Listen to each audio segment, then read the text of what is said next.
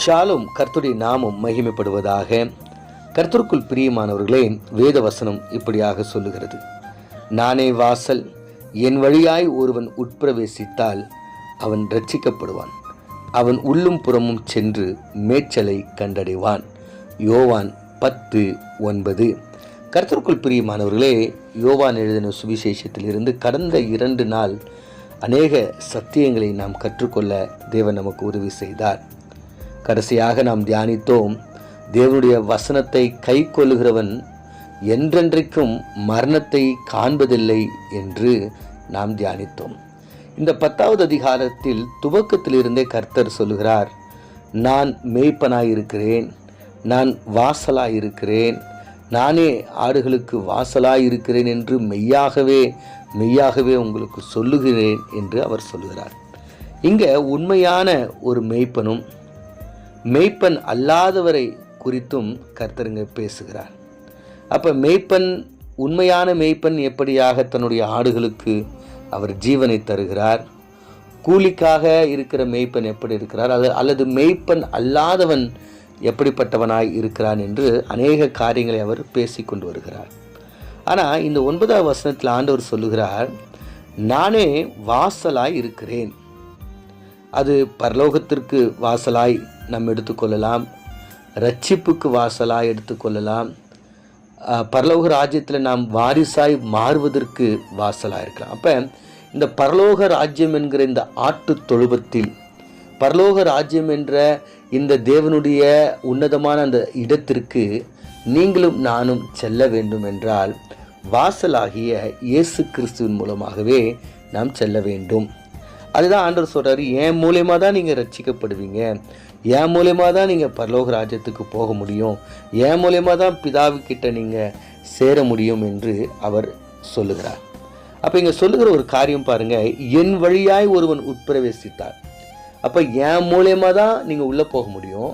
அதே போல் நீங்கள் என் மூலியமாக நீங்கள் உட்பிரவேசிக்கும் போது அவன் ரட்சிக்கப்படுகிறான் என்று சொல்லுகிறான். அப்போ பாருங்கள், தேவனுடைய பிள்ளைகளாக இருக்கிற நீங்களும் நானும் ஆண்டவராகிய இயேசு கிறிஸ்துவை நாம் விசுவாசித்து அவரை நாம் நம்முடைய சொந்த இரட்சகராக நாம் அங்கீகரிக்கும் பொழுது, அவருக்குள்ளாக நாம் கடந்து போகும் பொழுது நம்முடைய வாழ்க்கையில் ரட்சிப்பை நாம் அடைகிறோம். அது மாத்திரமல்லாமல் அவன் உள்புறமும் வெளிப்புறமும் சென்று மேய்ச்சலை கண்டடைகிறான் என்று சொல்கிறான். இங்கிலீஷில் சொல்கிறாங்க இன் அண்ட் அவுட். இந்த 2 சைடு அவன் உள்ளே போகும்பொழுதும் வெளியே வரும்பொழுதும் அவன் மேய்ச்சலை காண்கிறான் என்ற அர்த்தத்தோடு சொல்கிறாங்க. இங்கே தமிழில் சொல்லும்போது சொல்கிறாங்க, உள்ளும் புறமும் சென்று மேய்ச்சலை காண்கிறான் என்று சொல்கிறாங்க. அப்போ இந்த ஆடு, எந்த ஒரு ஆடு ஆண்டவராகிய இயேசு கிறிஸ்துவை சொந்த இரட்சகராக ஏற்றுக்கொண்டு ரட்சிக்கப்பட்டு இந்த தொழுவத்திற்கு உள்ளே போகுதோ, அந்த ஆடு தொழுவத்திலையும் போதுமான ஆசீர்வாதத்தை பெற்றுக்கொள்கிறது. வெளியே வந்தாலும் அந்த மேய்ப்பன் அந்த ஆட்டை கொண்டு வருகிறார், வெளியே கொண்டு வந்தாலும் அதை அவர் போஷிக்கிறார்.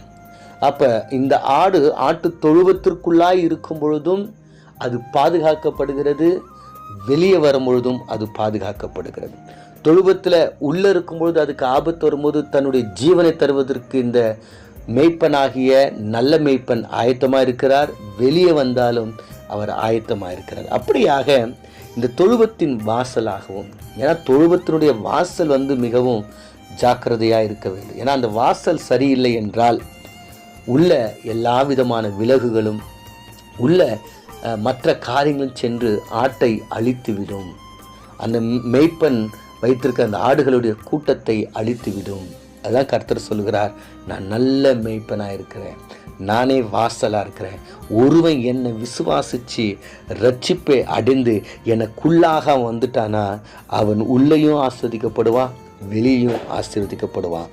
அது மாத்திரம் இல்லாமல் மேய்ச்சலை கண்டடைவான். நல்ல ஒரு மேய்ச்சலை அவன் கண்டடைகிற ஒரு மனிதனாய் இருக்கிறான் என்று வேதவசனம் சொல்ல. அவனுடைய வாழ்க்கை ஆசீர்வாதமாக இருக்கும், அவனுடைய வாழ்க்கை செழிப்பாக இருக்கும் என்று வேதவசனம் சொல்லுகிறது. கர்த்தருக்குள் பிரியமானவர்களே, இந்த பரிசுத்தமான இந்த நாளில் தேவனுடைய சமூகத்துக்கு போகிற நீங்களும் நானும் ஆண்டவர்கிட்ட ஒரு நிமிஷம் நம்ம ஒப்பு கொடுத்த, ஆண்டவரே, என்னுடைய வாழ்க்கையில் நான் இன்னும் சரியான ஒரு ரட்சிப்பை நான் அடையவில்லை என்றால், ஆண்டவர், ஒருவேளை நான் உம்முடைய அந்த தொழுவத்திற்குள்ளாய் இல்லை என்றால், ஆண்டவர் உள்ளும் வெளியே ஆண்டவரை நான் மேய்ச்சலை காண முடியாத, ஆசீர்வாதங்களை காண முடியாத ஒரு நிலையில் இருப்பேன் என்றால் என்னை ஆண்டவரே இப்பொழுது ஒப்பு கொடுக்கிறேன். உம்முடைய வாசல்ல ஆண்டவரை பிரவேசிக்க, ஆண்டவர் உம்முடைய தொழுவத்தில் நான் இருக்க எனக்கு உதவி செய்யுங்கன்னு சொல்லிட்டு அந்த ரட்சிப்பை எனக்கு கொடுங்க ஆண்டவரே சொல்லிட்டு நாமே ஒப்பு கொடுத்து ஜெபிப்போம். எங்களை நேசிக்கிற எங்கள் பரலோக தகப்பனே, ஆண்டவரே இந்த அதிகாலை நேரத்தில் ஆண்டவரே என்னோடு கூட ஆண்டவரை ஒப்பு கொடுத்து ஜெபிக்கிற ஒவ்வொரு தேவ பிள்ளைகளையும் உங்களுடைய கரத்தில் ஒப்பு கொடுக்குறேன். ஆமாம் ஆண்டவரே, உங்கள் மூலியமாக தான் எங்களுக்கு ரட்சிப்பு வரும் ஆண்டவரே. நீர் எங்களுக்காக ஜீவனை கொடுக்கிறவராக இருக்கிறீர் ஆண்டவரே.